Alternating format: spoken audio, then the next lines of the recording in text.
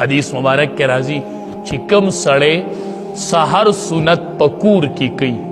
دا صحیح حدیث تے دے معمول شروع کئی کور کے لک اعمال شروع کئی چکم سڑے سحر سنت پکور کی کئی او دسو کی سنت کور کیوں کی او جماعت تا پرز منزل راشی وی چکم سڑے مستقل سنت سحر پکور کی کئی نیو با اللہ دا رزق فراخ کی پدی کور کی با رزق فراخ کی پدی کور کی با دا رزق تنگی نرازی زنوا با امام الانبیاء فرمائی دویم پدی کور کی با جگڑی کمیش دا خز خواند دا اختلافو ندی دا جگڑی ندی دا با کمیشی چی کم سڑے کور کی مستقل دا سحر سنت کی دریم